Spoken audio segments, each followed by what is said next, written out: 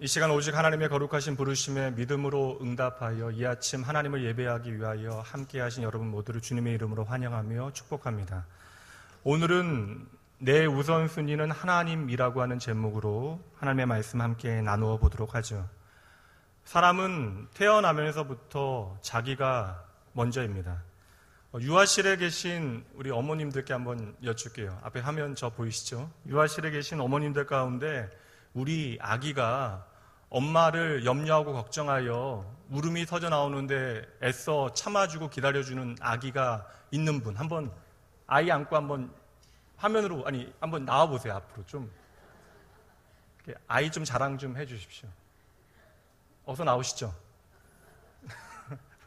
기대하셨나요?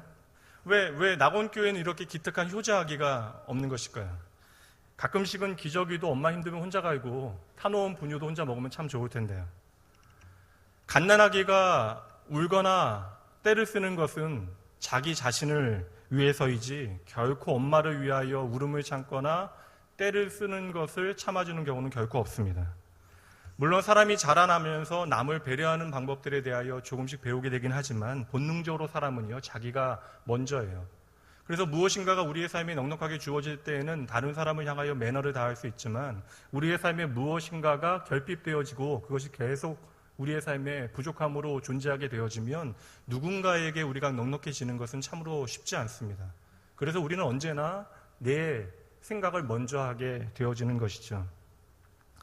작년에 제 목양실 앞에 우리 중고등부 아이들의 단체 사진이, 대형 단체 사진이 현수막으로 걸렸습니다. 아마 1년에 한 번씩 교체하는 것 같아요. 그리고 그날이 바로 아이들의 사진이 교체되어진 날 같습니다. 아마 제 방에 이제 목사님이 있는 걸 모르고 아이들이 이렇게 사진이 바뀌었으니까 와서 3, 4모 모여서 그 사진을 보고 있더라고요. 이렇게 소리가 들리는 겁니다. 그러고 나서 한 아이가 갑자기 시끄럽게 소리를 지르는 거예요. 사진이 엉망이네, 그런 내용이에요. 물론 아이의 표현 방법은 이렇게 고상한 방법은 아니었습니다. 10대들의 언어를 제가 이 시간에 여러분들에게 있는 그대로 옮길 수 없어서 그냥 내용은 사진이 엉망이다라고 하는 내용인데 제가 사진을 보고 들어왔거든요. 아이들이 너무나 이쁘고 어리언이 전사님께서 사진이 잘 나온 사진을 거셨겠죠. 제가 보기엔 아주 잘 나온 사진이었습니다. 여러분, 무슨 의미예요? 그 아이가 사진이 엉망이다라고 말한 의미는 무슨 의미죠? 자기 사진이 잘못 나왔다는 것이죠.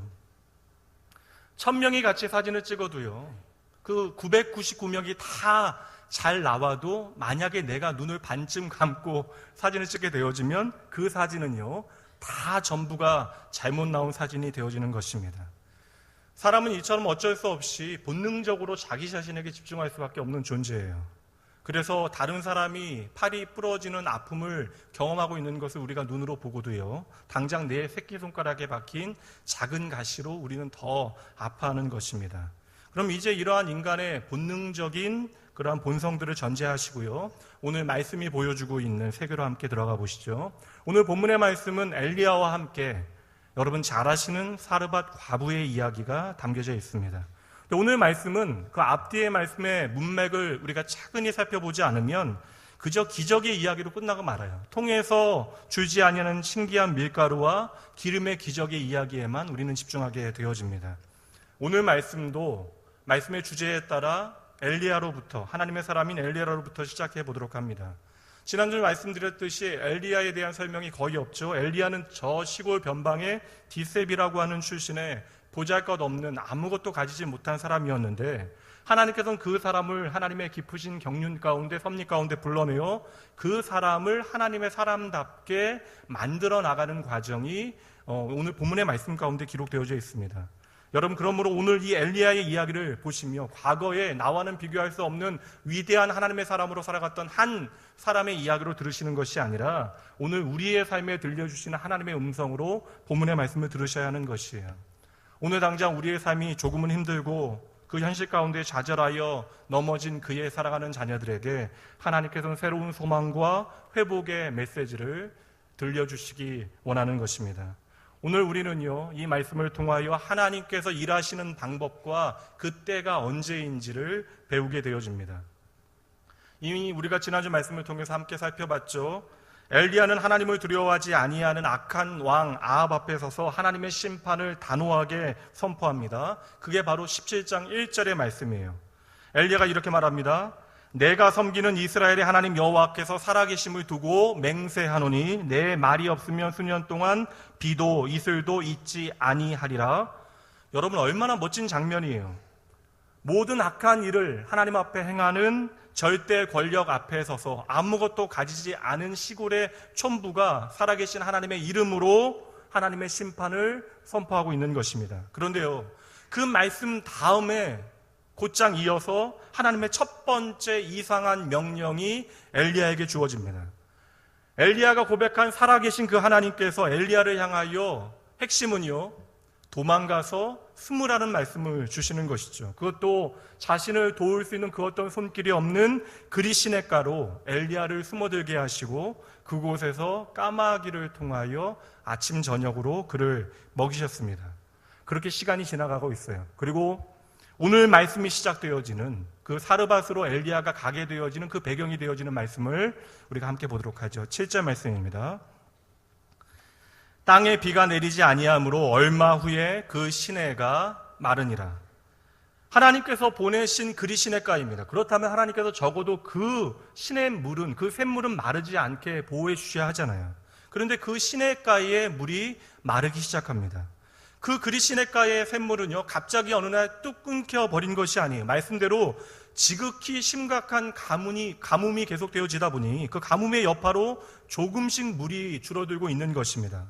그렇다면 엘리야는 날마다 조금씩 줄어가고 있는 그 물이 말라가고 있는 광경을 날마다 확인하며 살아가고 있는 것이죠.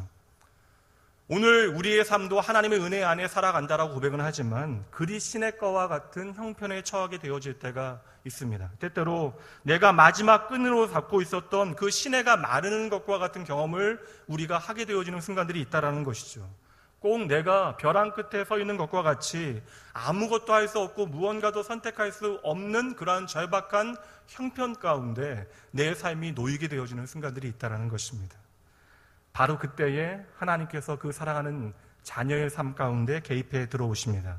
하나님의 말씀이 다시 엘리야에게 임합니다. 9절 말씀입니다. 함께 읽습니다. 너는 일어나 시돈에 속한 사르밧으로 가서 거기 머물라. 내가 그곳 과부에게 명령하여 내게 음식을 주게 하였느니라. 아멘. 보세요. 엘리야에게 그리 시냇가의 물이 마르게 되어지니 다른 길이 열리게 되어지는 것입니다. 그러니까 하나의 문이 닫히게 되어지니 새로운 문이 그의 삶 가운데 열리게 되어지는 것이에요. 이제 엘리야의 인생 가운데 가장 중요한 터닝 포인트가 되어지는 사르밧에서의 3년간의 이야기가 바로 시작되어지는데 그 사르밧에서의 이야기는 어떻게 시작되어지죠? 내가 의지하였던 그리 시냇가에 물이 마르는 것을 통하여 그 사르밧 지역의 그 엘리야의 이야기가 다시금 시작되고 있는 것입니다. 만약에 다시 말하면요, 그리 시냇가에 물이 마르지 아니하였더라면 엘리야는 사르밧으로 가지 않았을 가능성이 많습니다. 그래도 이제 하나님께서 까마귀가 아니라 한 여자를 통하여, 한 사람을 통하여 먹이겠다라고, 돌보시겠다라고 이야기하니까 여러분 훨씬 좋은 일 아니에요? 하지만 그렇지 않아요. 엘리야에게 이 말씀은 첫 번째 말씀보다 훨씬 더 따르기 어려운 말씀입니다. 이것이 바로 두 번째 이상한 명령이에요. 이유가 있습니다. 엘리야에게 사르밧은요, 결코 내가 가기 원하지 않는 땅이기 때문에 그러합니다. 우리의 고민은 무엇입니까? 하나님께서 새롭게 인도하시는 사르밧이라고 하는 그 새로운 길이 내 눈에 보이기에는요, 그 전에 나에게 주어졌던 그리 시냇가보다 훨씬 더 나빠 보이는 경우가 있다라는 것이죠. 오늘 본문의 말씀에도 이미 우리에게 말씀하고 있는데 이 사르밧이라고 하는 지역은요, 시돈에 속해 있는 땅이래요. 이 시돈이라고 하는 땅은요, 아합왕의 아내였던 이세벨의 고향입니다.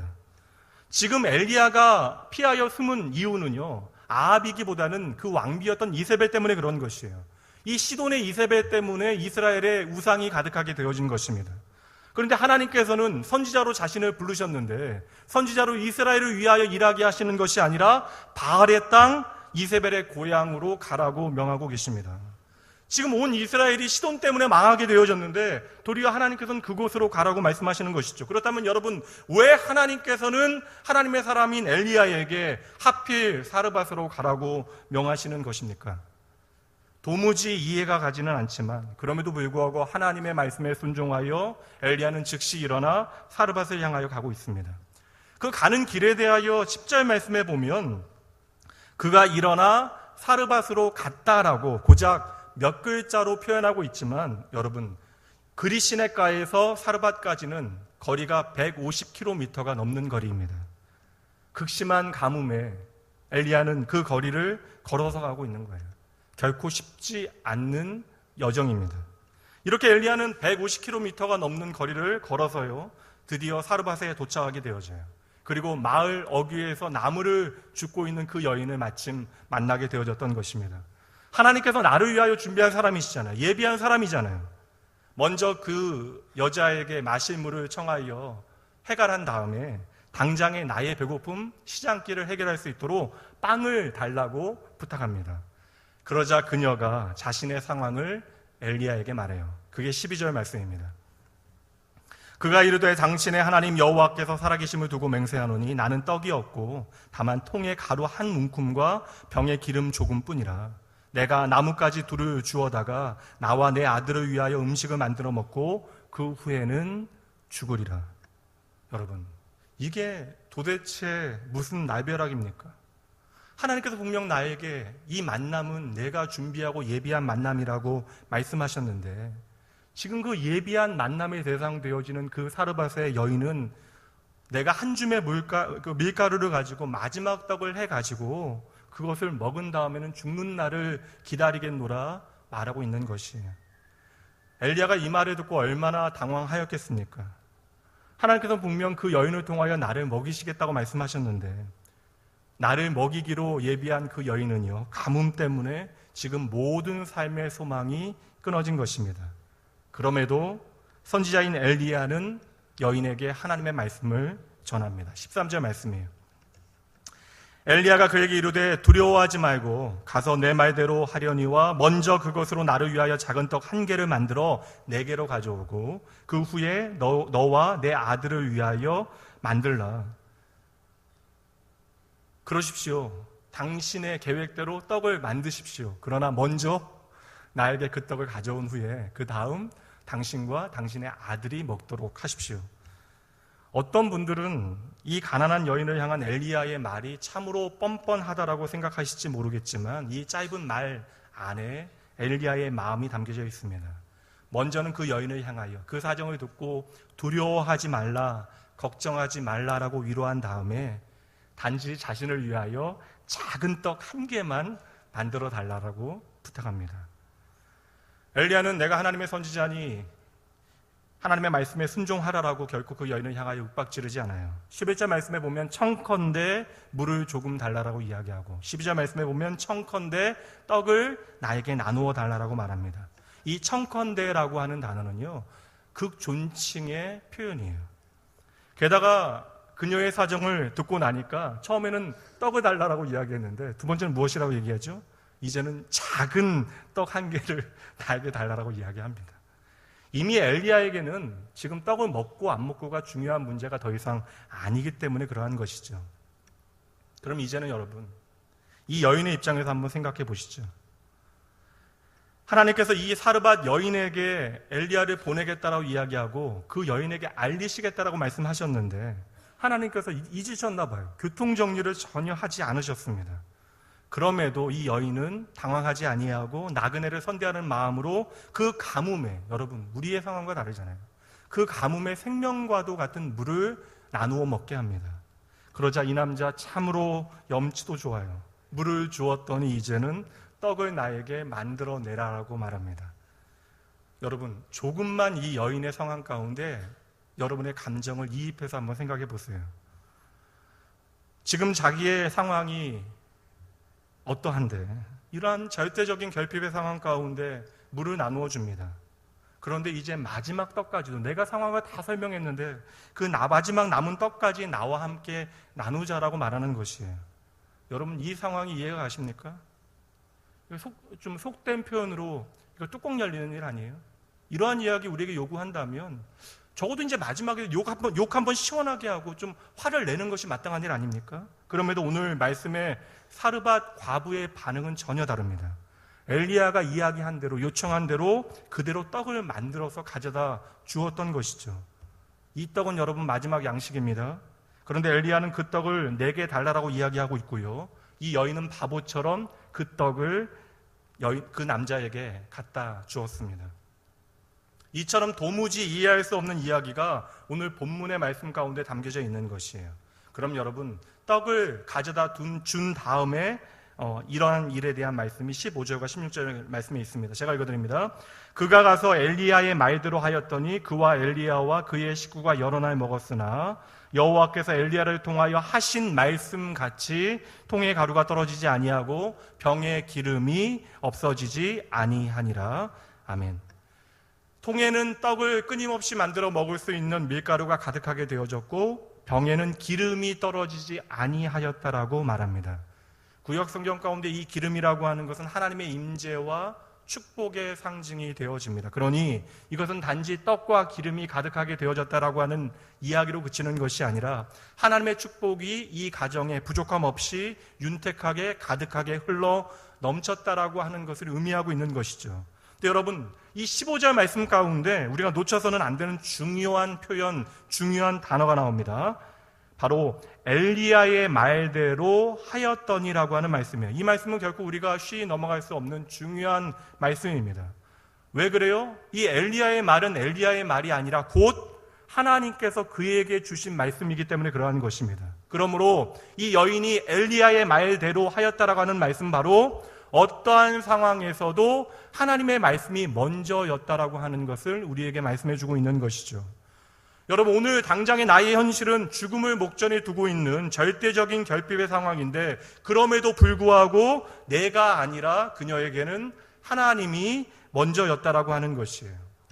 우리가 지금 이 상황에 빠져서 이 여인의 상황 때문에 나눈 대화에만 집중했는데 여러분 한번 생각해 보세요. 오늘 이 일이 어디서 벌어지고 있는 일입니까? 다시 생각해 보니까 이 땅은 시돈 땅이에요. 하나님이 없는 이방 땅입니다. 지금 이스라엘의 모든 사람들도 하나님을 떠나갔어요. 살아계신 하나님에 대하여 마음을 다하여 고백하는 사람들이 하나도 존재하지 않습니다. 그 누구도 하나님의 땅에서 하나님을 예배하지 않고요, 하나님을 경외하지도 않고 살아가고 있는 것이에요. 그럼 여러분 다시 한번 12절 말씀 보시죠. 사르밧 과부의 그러한 여인의 말입니다. 그가 이르되 당신의 하나님 여호와께서 살아계심을 두고 내가 맹세합니다. 여러분 어디서 들어본 고백 아니에요? 어디서 들어본 고백 아니십니까? 엘기야가 아방 앞에서 한 고백이 바로 이 고백 아니었어요? 여호와의 살아계심을 두고 내가 맹세하노니. 엘리야는 이스라엘 사람들 가운데 단 한 사람도 하나님께서 살아계시다라고 하고 고백하는 사람을 만나보지 못했던 것이에요. 그런데 지금 이방 땅, 도리어 내가 미워할 수밖에 없는 그 시돈 땅에 가난한 한 여인의 입술을 통하여 자신과 동일한 고백을 하게 하시는 여호와 하나님을 바라보고 있는 것이죠. 하나님 여호와께서 살아계심을 두고 내가 맹세합니다. 오늘 이 여인이 엘리야의 말에 순종할 수 있었던 이유는 엘리야가 하나님의 말씀에 순종할 수 있었던 이유와 동일합니다. 살아계신 여호와 하나님의 말씀이니 그 말씀에 순종하고 있는 것이죠. 사랑하는 성도 여러분, 지금 이 여인의 상황을 오늘 여러분의 삶에 비추어 실존적으로 한번 적용해 보시죠. 마지막 떡을 먹고 죽을 수밖에 없는 상황이라는 거예요. 죽음을 기다릴 수밖에 없다는 것입니다. 이 절대적인 절망의 상황 가운데 있었던 사르밧 과부가 어떻게 말씀대로 그 마지막 떡을 나눌 수 있었고 하나님의 놀라운 축복 가운데 들어갈 수 있었는가? 그것은 단 하나의 원리 때문이라고 성경은 증언하고 있습니다. 그것은 바로 God first, 하나님 먼저의 원리였던 것이죠. 이 신앙의 원리는 참으로 단순합니다. 우리가 하나님을 내 삶의 먼저의 자리에 모셔드리게 되어지면 하나님께서 그 먼저의 자리에서 우리를 그 자리로 인도해 내신다라는 것이죠. 여러분, 믿음이라고 하는 것은 우리의 삶의 우선순위를 먼저는 제대로 정하는 거예요. 그리고 그 우선순위를 따라서 우리에게 주어진 삶의 시간을 살아가는 것입니다. 그러므로 여러분, 우선순위를 바르게 정하는 것도 참으로 어려운 일이지만 우리의 삶 가운데 믿음의 우선순위를 따라서 살아간다라고 하는 것은 참으로 쉽지 않은 일이에요. 오늘 엘리야의 요청은 바로 이 우선순위에 대한 그러한 말씀입니다. 13절 말씀 다시 한번 볼게요.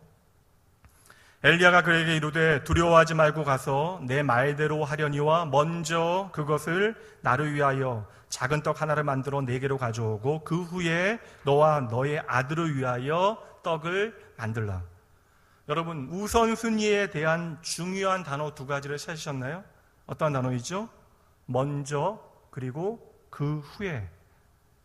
우리의 삶에는 먼저 해야 할 것과 나중에 해야 할 것이 있대요. 그런데 우리의 삶의 믿음의 우선순위 가운데 하나님 먼저가 끊임없이 훈련되어지지 않으면 우리는 먼저 할 일보다 당장 내 눈에 보이는 나의 내일을 위한 나중에 해야 하는 일들을 선택하게 되어진다는 것이죠.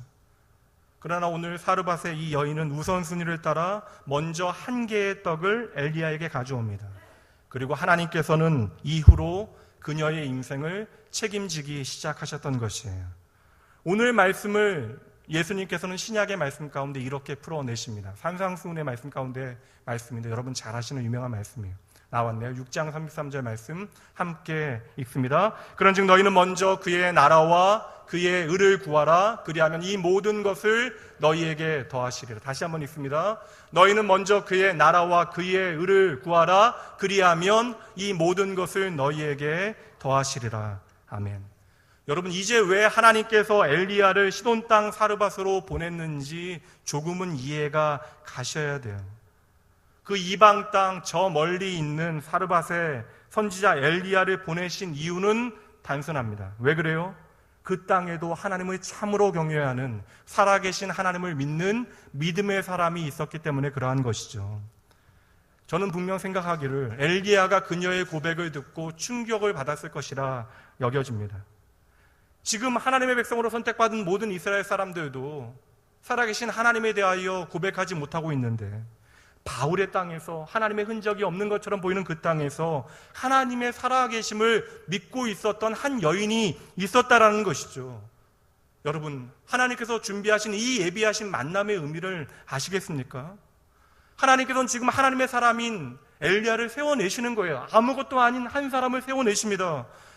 그리고 그는 선지자로 자신의 직임을 감당해야 돼요. 여러분, 선지자는 단순히 하나님의 말을 대신 전하는 메신저로 끝나는 것이 아닙니다. 선지자는 반드시 하나님의 마음이 무엇인지를 그의 마음의 중심에 품어내야 돼요. 그리고 주님의 마음으로 하나님의 말씀을 전해야 하는 것입니다. 그러므로 하나님께서는 오늘 엘리야에게 하나님의 말씀을 알려주시기 원했던 것이죠. 그래서 그를 시돈 땅으로 사르밧의 한 가난한 여인에게로 보내신 것입니다. 지금까지 엘리야에게 시돈 땅의 사람들은 전혀 중요하지 않았던 사람이에요. 도리어 저주의 대상입니다. 원수였기 때문에 그러한 것이에요. 내가 사랑할 수도 없고요, 미워해야 마땅한 이들이 바로 그 땅의 사람들입니다. 그런데 하나님께서는 이 세상에 많고 많은 땅 가운데 하필 시돈 땅을 선택하신 것이에요. 이후 엘리야는 이 땅에서 3년의 시간을 보내면서 하나님의 마음이 무엇인지를 배워가게 되어져요. 그리고 이 여인의 아들이 어느 날 병들어 죽어가다 결국 죽게 되어지는데, 이방 땅에 모든 이스라엘 사람들이 더럽다 여겼던 이방인의 아이 하나가 죽게 되어졌을 때 엘리야는 이 아이를 가슴에 품고 자신의 침대에 그 아이를 누인 다음 안고서 통곡하면서 하나님 앞에 매달려 기도하기 시작합니다. 3번이나 간절히 그 아이를 안고 기도해요. 제발 이 아이를 살려 주시옵소서. 엘리야는 이 시간들을 통하여 선지자로서 하나님의 마음을 배워가는 거예요. 하나님을 경외하는 자가 없을 것 같은 그 이방 땅에도 하나님께서 사랑하시는 지극히 작은 자를 하나님께서 돌보고 계신다는 사실을 깨닫게 되어졌던 것이죠. 사랑하는 성도 여러분, 보셔야 돼요. 반대로 지금 살아계신 하나님을 고백하고 있는 이 여인은요, 살아계신 하나님을 고백해내지만 그럼에도 불구하고 죽음의 문턱 앞에 서 있습니다. 이제 자신의 삶 가운데 그 어떤 소망을 발견하지 못하는 형편이에요. 그런데 어느 날 상상하지도 못했던, 저 멀리 이스라엘의 하나님의 선지자로 일하였던 한 남자가 자신의 삶 가운데 들어오게 되어졌던 것입니다. 살아계신 하나님께서는 엘리야를 위해서는 이 사르밧 여인을 준비하셨고, 이 사르밧 여인을 위해서는 바로 엘리야를 준비하신 것입니다. 그리고 이 만남을 통하여 놀라운 기적과도 같은 이야기를 만들어내셨던 것이죠. 그리고 눈에 보이는 기적으로 끝나는 것이 아니라 그들에게 하나님의 마음이 무엇인지를 깨닫게 하시는 것이, 그리고 하나님의 약속대로 사르밧 과부의 가난을 채우시고요, 그에게 생명이 무엇인지를 알려주셨습니다. 그리고 약속대로 그 가정을 통하여 엘리야의 필요를 채워내셨던 것이죠. 성도 여러분, 참으로 어려운 힘겨운 시절을 살아내고 있습니다.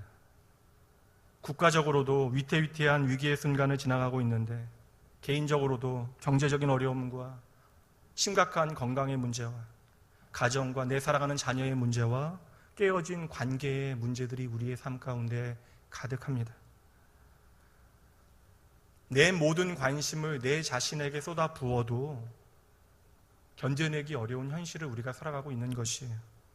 그러나 그러한 현실 가운데 있는 우리에게 하나님께서는 오늘 엘리야와 사르밧의 여인을 통하여 하나님 먼저의 신앙의 원리를 알려주시기 원하는 것입니다.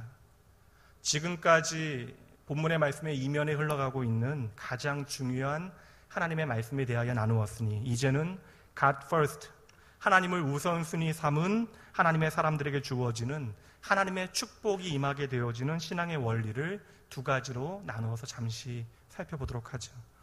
13절 말씀 다시 한번 보도록 합니다. 엘리야가 그에게 이르되 두려워하지 말고 가서 내 말대로 하려니와 먼저 그것으로 나를 위하여 작은 떡 한 개를 만들어 내게로 가져오고 그 후에 너와 내 아들을 위하여 만들라. 따라해 보시죠. 나의 상식을 뛰어넘으라. 다시 한번 따라해 보시죠. 나의 상식을 뛰어넘어라. 여러분이 생각하는 상식이라고 하는 단어의 정의는 무엇입니까? 이 상식이라고 하는 단어는요, 경험을 통하여 우리가 공통의 그러한 이해로 이야기하게 되어지는 모든 사실들을 우리는 상식이라고 이야기합니다. 그러니까 세상의 대부분의 사람들이 인정하는 공통의 경험을 우리는 상식이라고 말하는 것이죠. 근데 오늘 하나님의 사람으로 부름받은 엘리야에게도, 그리고 이 사르밧의 한 작은 여인에게도 도무지 이해되어질 수 없는 상황, 상식에 벗어난 하나님의 말씀이 주어집니다. 여러분, 그러므로 잘 보셔야 돼요. 우리가 말씀을 읽다가 우리의 삶에, 또한 우리의 상식에 이해되어지지 않는 말씀이 있다면 그 말씀은 참으로 중요한 말씀입니다. 여러분, 믿음이라고 하는 것은 하나님의 말씀에 순종하는 것임을 확신하십니까? 어려우시죠? 믿음이라고 하는 것은 하나님의 말씀에 순종하는 것을 의미합니까? 이 여인은 지금 엘리야가 전한 하나님의 말씀대로 순종하고 있잖아요. 근데 여러분 잘 보세요. 엘리야가 전하고 있는 하나님의 말씀에는요, 하나님의 약속이 함께 들어 있었습니다. 그렇다면 여러분, 하나님의 약속이라고 하는 것은 우리가 그 하나님의 말씀에 믿음으로 순종하게 되어질 때 우리의 것이 되어진다라는 것이죠.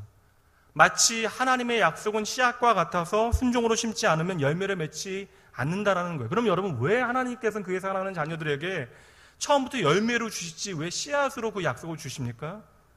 열매로 우리의 삶에 주시면 우리는 그것이 하나님의 은혜인 것을 깨닫지 못하기 때문에 그런 거예요. 그래서 우리는 하나님의 말씀에 순종하는 과정을 통하여 하나님께서 우리의 삶에 어떻게 일하고 계시는가를 친히 확인하도록 인도하시는 것이죠. 그리고 때때로 하나님께서는 하나님의 일하심을 우리에게 보이시기 위하여 때때로 상식에 어긋나는 요구를 우리에게 말씀하시기도 합니다. 그것이 엘리야에게는 그릿시냇가로 가라는 명령, 더불어 사르밧으로 가라고 하는 그러한 명령이었습니다. 사르밧 여인에게는 상식에 어긋나는 명령이 무엇이었죠?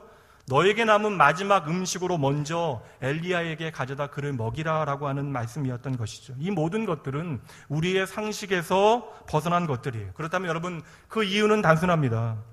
하나님께서는 세상의 상식으로는 도무지 이해할 수 없는 하나님의 놀라운 기적과도 같은 구원의 역사를 그들의 삶 가운데 이루시기 원하시는 것이에요. 그렇다면 여러분, 하나님께서 상식을 벗어나는 그러한 말씀의 요구로 우리에게 명령하신다면 그때 우리는요, 상식에 벗어나는, 나의 경험을 벗어나는 응답으로 하나님 앞에 대답해야 하는 것이죠. 여러분, 이 믿음의 대답에는요, 우리의 경험이나 우리의 생각이나 우리의 지식은 도움이 되지 않는 때가 너무나 많이 있습니다. 오늘 이 두 믿음의 사람들은요, 오직 하나님을 향한, 살아계신 하나님을 향한 믿음 안에서 하나님의 말씀, 하나님 먼저라고 하는 이 원칙에 순종하고 있는 것이에요. 여러분, 세상의 원리 가운데서는요, 세상 사람들의 경험이 바로 상식입니다. 그러나 믿음의 세계에서는 바로 하나님 먼저의 원리가 상식인 것을 기억하셔야 되는 것이에요. 오늘 우리의 문제는요, 하나님께서 상식 밖에서 우리의 삶에 놀라운 일을 행하기 원하심에도 불구하고 여전히 우리는 끊임없이 나의 상식과 나의 경험 안에만 머물기를 원한다라는 것이죠. 그러니 우리가 응답할 수 있는 이야기들은 무엇이에요? 여전히 내 생각의 범위, 내 경험의 범위, 내가 할 수 있는 것들의 범위 안에서만 하나님을 찾고 하나님을 만나고 하나님을 구하게 되어지는 것입니다. 그러니 내 삶에 행하시는 하나님의 기적과도 같은 이야기를 나의 이야기로 우리는 갖지 못하는 것이죠. 마태복음 14장 말씀에 보면 베드로가 풍랑이 있는 바다를 건너가는 이야기가 담겨져 있습니다. 그는 기적과도 같은 경험을 하게 되어지죠. 근데 여러분, 신기하게도 베드로 이외의 그 누구도 주님을 향하여 나로 하여금 물 위를 걷게 해달라고 요청한 제자가 한 명도 없어요. 왜 그래요? 여러분, 물 위를 걷는다라고 하는 것은요, 상식에 어긋나는 거예요. 내가 물 위에 안전하게 존재할 수 있는 방법은요, 배 위에 서 있는 것이 당연한 것이에요. 이것이 상식입니다. 그런데 베드로는 지금 배라고 하는 그 상식을 벗어나서 물 위를 걷게 되어졌던 것이죠. 베드로의 직업이 무엇이었죠? 어부였잖아요. 누구보다도 배 안에 있어야 안전하다라고 하는 것을 누구보다도 잘 알고 있었던 사람이 베드로입니다. 그럼에도 베드로의 마음 가운데 물 위를 걸어오시는 주님을 바라보면서 내가 주님과 함께하고 싶다라는 그 간절함에 다른 제자들과는 다르게 상식을 뛰어넘어 나로 하여금 주님과 함께 물 위를 걷게 해달라고 요청하게 되어졌던 것이죠. 여러분, 베드로가 상식 밖에 이러한 이야기를 주님 앞에 요청할 수 있었던 이유는 무엇이에요? 내 눈앞에 상식을 뛰어넘어 다가오시는 주님을 믿음으로 바라보았기 때문에 가능한 것이죠. 그리고 그 주님께서 나도 동일하게 그 하나님의 역사 가운데 거하게 하실 수 있다는 사실을 믿었기에 주님에 대한 신뢰 때문에 그의 상식을 뛰어넘어 하나님의 기적을 바라볼 수 있었던 것입니다. 어떤 분들은 베드로가 곧 물에 빠졌다는 이야기를 하세요. 근데 저는 곧 물에 빠지게 되더라도 베드로와 같이 잠시라도 그 물 위를 한번 걸어보고 싶어요. 그리고 말씀해 보니까요, 내가 연약하여 물에 빠지게 되어지는 그 순간에도 내가 주님을 향하여 나를 구원하소서 할 때 주님께서는 언제나 그 손을 내밀어 나를 구원하셨습니다. 기적을 체험하고 내가 연약한 그 순간에도 나를 구원하신 여호와 하나님을 만날 수 있다라고 하면 여러분, 그 얼마나 놀라운 이야기예요. 우리에게 이러한 하나님의 기적과 같은 삶의 경험들이 부족하다 보니까 우리가 마음을 다하여 하나님을 신뢰하지 못하는 것이죠. 베드로가 물에 빠졌던 이유는 단순해요. 그가 물 위에 발을 내딛었던 이유는 주의 말씀에 순종하여 상식 밖을 선택하였기 때문인데 어느새 물 위를 걷다 보니까 상식의 세계로, 익숙한 세계로, 경험의 세계로 들어오게 되어진 것이죠. 눈앞에 두려운 현실들이 보여졌기 때문에 그러한 것입니다. 여러분, 우리가 이해할 수 없는 상식 밖으로 응답하는 것이 바로 순종이에요. 그러므로 여러분, 하나님의 말씀을 향한 순종은요, 나의 경험을 따라 10%, 20%, 50%, 80%, 90%, 99%의 순종이 아닙니다. 여러분, 그 결과가 아니라 순종은 바로 하나님에 대한 신뢰가 바로 순종인 것이에요. 그리고 이 믿음의 순종은 언제나 우리로 하여금 하나님의 하나님 되심을 경험하게 되어지는 축복의 통로가 되어지는 것입니다. 여러분, 그럼 한번 생각해 보시죠. 일요일 아침에 여러분들께서 이 자리에 계신 것은 상식적인 일입니까? 어떤 분들은요, 일주일에 단 하루를 쉽니다. 그날이 바로 일요일이에요. 그리고 이 자리에 어떤 분들은 어제도 토요일 밤늦게까지 근무하신 후에 지치고 피곤한 몸을 이끌고 이 자리에 나온 분들도 계실 것입니다. 그런데 우리는요, 그 사람들의, 세상의 모든 상식을 가진 사람들이 일요일이라고 말하는 그 휴일을 주일이라는 이름으로 하나님 앞에 돌려드리고 있는 것이죠. 여러분, 이 예배도 우리의 입장에서는요, 우리의 상식을 넘어서는 순종이 되어질 수도 있는 것입니다. 그러므로 하나님께서 자신은 참된 예배자들에게 하나님의 은혜를 부어주시는 것이죠. 우리는 상식이라는 것이 전부가 되어져서 그것으로 우리의 세상을 살아가다 보니까 어느새 나를 그 상식과 경험이라고 하는 상자 안에만 나를 가둬놓는 것이 아니라 우리의 신앙도 그 안에 가둬두게 되어지는 것이고, 그러다 보니 하나님도 나의 경험이라고 하는 상자, 또한 나의 상식이라는 상자 안에 가두려고 하고 있는 것이에요. 그러나 여러분, 오늘 말씀을 통하여 다시 한번 하나님의 방법이 무엇인지를 바라보셔야 됩니다. 세상은 여전히 세상의 경험과 상식이 전부라고 생각해요. 그러나 때로는 하나님의 훈련의 방법은 그 상식을 뛰어넘는 것입니다. 우리가 그 상식을 뛰어넘을 수 있는 방법은 오직 하나예요. 살아계신 하나님을 향한 믿음뿐입니다. 그래서 믿음이 없이는 하나님을 기쁘시게 할 수 없는 것이에요. 사랑하는 낙원의 성도 여러분, 하나님께서는 오늘 우리의 삶의 우선순위가 되어지기 원하십니다. 그 이유는 바로 내가 나의 삶의 우선순위로 하나님을 먼저 생각하게 되어질 때 반드시 하나님께서는 우리의 삶을 하나님의 뜻대로 인도해 나가시기 때문에 그러한 것이죠. 우리의 앞서가신 주님께서는 언제나 우리의 삶을 인도하시고 우리로 하여금 우리가 감당하기 어려운 현실을 넘어서게 하시는 하나님이십니다. 여러분의 삶 가운데 오늘 이 믿음의 두 연약한 사람들이 하나님의 말씀에 순종하였던, 그리하여 하나님의 기적과도 같은 역사를 발견하였던 동일한 역사가 있어지길 주님의 이름으로 축복합니다. 하나님을 우선순위 삼은 사람들은 두 번째, 따라해 보시죠. 현실을 뛰어넘는다. 다시 한번 부탁드립니다. 현실을 뛰어넘는다. 지금 이 여인에게는 당장 먹고 죽을 수밖에 없는 단 한 번의 식사만이 남아 있습니다. 내 손에 들려있는 것이 전부라는 거예요. 내가 움켜잡고 있는 것이 나의 생명이라는 것입니다. 이것이 그녀가 처해 있는 오늘의 현실이에요. 그런데 하나님의 말씀은 무엇을 요구하고 있습니까? 내가 붙잡고 있는 그 마지막 생명줄을 내려놓으라는 거예요. 내가 붙잡고 있는 그 마지막 현실을 하나님 앞에 드리라는 것입니다. 오늘 우리의 삶에도 내가 결코 놓지 못하는 마지막 현실을 우리는 붙잡고 살아갑니다. 이것만큼은 나의 내일을 위하여, 나의 미래를 위하여 결코 내려놓을 수 없는, 내가 포기할 수 없는 것이 그 나의 마지막 현실이 되어지는 것이에요. 이것이 우리에겐 돈이 되어질 수도 있고, 이것이 내 자녀의 문제일 수도 있고, 이것이 내 가정이거나 그 어떤 관계이거나 내 직장이거나 내 일터가 되어질 수도 있죠. 아주 오래된 예화입니다. 실화가 아니에요. 예화예요. 예전에는 교회에서 금요일 밤에 심야에 산으로 많이 기도를 갔습니다. 저도 어릴 적 중고등부 시절에는 산으로 가서 이렇게 산기도라고 하는 것을 종종 했는데요.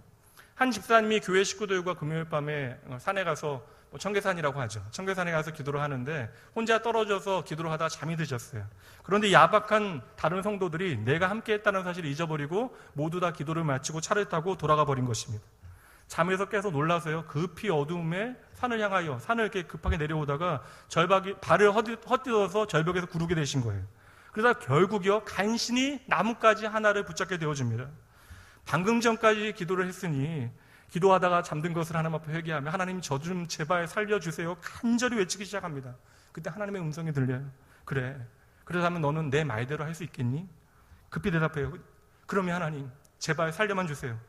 하나님께서 말씀하십니다. 이제 그 가지를 잡고 있는 너의 손을 놓으렴. 그 집사님이 한참을 가만히 있다가 갑자기 소리치기 시작해요. 거기 하나님 말고 다른 사람 없어요? 결국 버티다 손에 힘이 없어져 하나님을 욕하고 하나님을 원망하다가 그 나뭇가지를 잡은 손을 놓치게 되어집니다. 그랬더니 어두워서 몰랐는데 자신이 매달려 있었던 곳은 땅에서 채 1m도 되지 않는 곳에 매달려 있었던 것이, 참으로 우스꽝스러운 이야기일 수 있지만 여러분, 이 예화의 현실이 오늘 우리의 현실일 수도 있다는 거예요. 오늘 내가 내 현실 속에 부여잡고 있었던 마지막 나뭇가지가 있습니다. 이거 놓치면 내가 죽을 것 같아요. 그래서 내가 오늘 꼭 붙잡고 아등바등 살아가는 것입니다. 근데 여러분, 이거 내가 꼭 붙잡고 살아도요, 너무나 부족해서 내일 큰일 날 것 같아요. 망할 것 같아요. 그러한 우리에게 하나님께서 너의 손을 내려놓으라 말씀하십니다. 오늘 엘리야와 사르밧 과부를 통하여 우리에게 들려주시는 하나님 먼저의 신앙의 원리는요, 바로 너희의 삶의 생명줄을 바꾸어라라고 하는 하나님의 말씀입니다. 오늘 내가 나의 현실 가운데 붙잡고 있는 것이 나의 생명이 되어지는 것이 아니라 하나님께서 나의 생명이라고 하는 사실을 확인하라는 말씀이시죠. 그래서 하나님께서는 때로는 우리가 이해할 수 없는 방식으로 우리에게 순종을 요구하시기도 하는 것입니다. 이 순종을 요구하시는 이유를 여러분 깨달아 아셔야 돼요. 내가 전능한 창조주이니 너는 당연히 내 말에 순종해야 한다라고 하는 무자비한 왕의 폭정과 요구가 아닙니다. 오늘 저와 여러분을 지극히 사랑하시는 아버지로서 내게 참된 평안과 축복의 길로 나를 인도하시기 위하여 우리에게 순종을 요구하시는 거예요.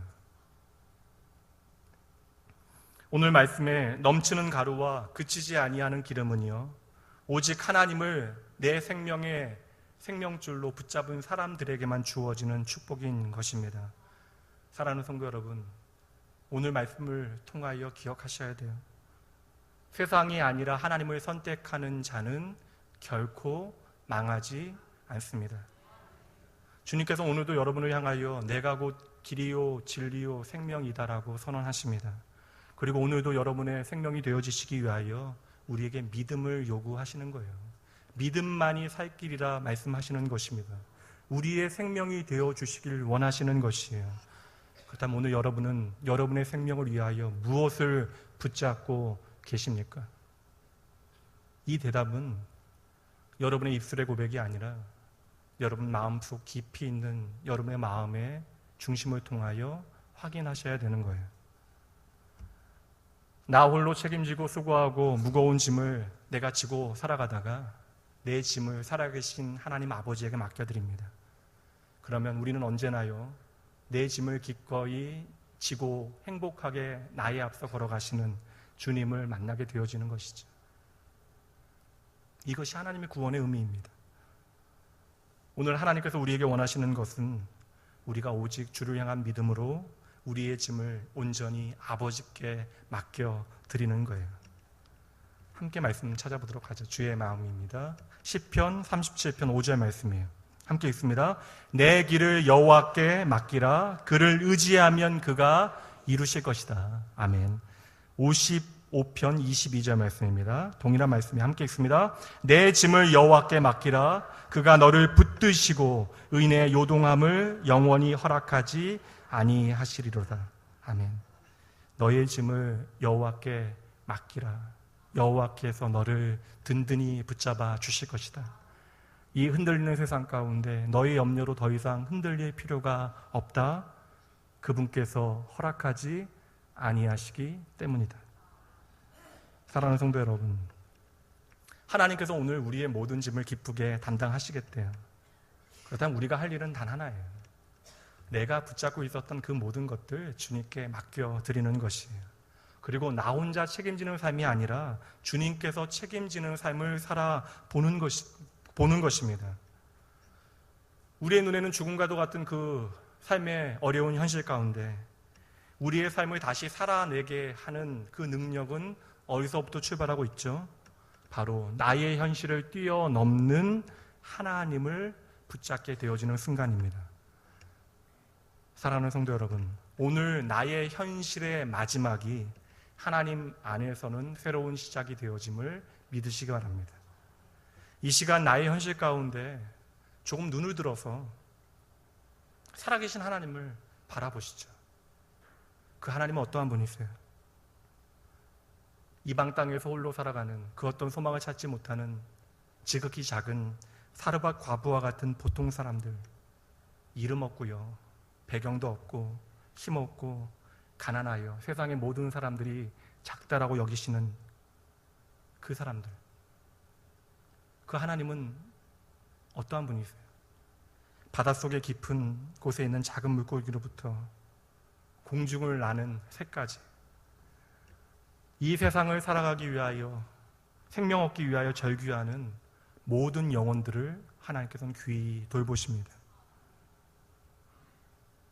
그 하나님께서는요, 우리의 예상과는 달리 높은 보좌를 버리시고 두려움에 떠는 한 작은 소녀의 몸을 통하여 이 세상에 오셨어요. 그리고 우리를 위하여 죽으시고 부활하심으로 하나님의 사랑이 무엇인지를 우리에게 확인해 주셨습니다. 여러분, 그 하나님의 사랑을 확신하셔야 하는 거예요. 그 하나님의 사랑을 확신하는 것이 여러분 믿음의 능력입니다. 이 시간 하나님의 말씀을 듣고 예배를 다 드린 후에 여러분들은 저 예배당 문을 나서게 되어질 것이에요. 그리고 우리는 또다시 우리의 현실에 매이게 되어질 것입니다. 그리고 하나님의 말씀은 은혜를 받았다 해도 이 주일의 한 시간과 이 공간 안에만 묶어 놓을 수도 있는 거예요. 우리는 연약하기 때문에 그러합니다. 이 시간 여러분들은 말씀 사역자로 이 자리에 서 있는 저를 향하여 이렇게 항변하실 수도 있어요. 목사님, 사업을 안 해보셨으니 세상 돌아가는 것이 무엇인지 잘 모르셔서 그럽니다. 목사님이 회사에 안 다니시니 그 회사에서 벌어지는 일들의 형편들이 무엇인지 잘 모르셔서 그래요. 목사님은 아직 애가 중학생이잖아요. 그러니 목사님은 모르십니다. 네, 여러분, 저는 잘 모릅니다. 그러나 오늘 제가 전해드리는 모든 이야기는 저의 이야기가 아니라 여러분 모두를 향한 살아계신 하나님의 말씀입니다. 우리가 하나님의 말씀에 순종하여 그리 시냇가로 가지 않으면요, 우리가 하나님의 말씀에 순종하여 사르밧으로 가지 않으면, 우리가 하나님의 말씀에 순종하여 내가 붙잡고 있었던 마지막 떡을 주님을 향하여 드리지 않으면, 나의 상식과 현실을 뛰어넘어 나를 통하여 일하기 원하시는 하나님을 경험할 수 없게 되어집니다. 그렇다면 내 삶의 최선은요, 내가 흘리는 땀이 전부가 되어질 뿐입니다. 하나님께서 오늘 내가 아등바등 붙잡고 있는, 내가 의지하는 생명줄이 결코 마지막이 아니라는 사실을 우리에게 알려주길 원하십니다. 성도 여러분, 이제 곧 저 문을 나서며 다시 세상 사람들이 말하는 경험과 상식과 현실 속으로 들어가시게 되어질 터인데, 그래서 우리가 혹 연약하여 그 현실에 다시 한번 매몰되어지는 그런 삶의 모양을 살아내더라도 하나님께서는 저와 여러분을 향하여 다시 한번 말씀하실 거예요. 너의 손을 놓고 나를 붙잡으라 말씀하십니다. 그러므로 여러분의 삶에 먼저 하나님을 우선순위 삼으십시오. 하나님을 시험해 보세요. 하나님께서는 하나님을 우선순위 삼은 모든 하나님의 백성들을 반드시 지키시고 동행하시고 축복하십니다. 이 자리에 계신 모든 낙원의 가족들에게 여러분의 상식과 여러분의 현실을 뛰어넘어 오직 하나님의 말씀에 순종하여 믿음으로 담대히 걸어가는 여러분을 통하여 세상 사람들이 말하는 그 끝이 하나님의 역사의 시작이 되어지는 놀라운 하나님의 일하심의 현장이 되어지기 주님의 이름으로 마음 다해 축복합니다. 이 시간 그 살아계신 하나님 함께 찬양하도록 하죠.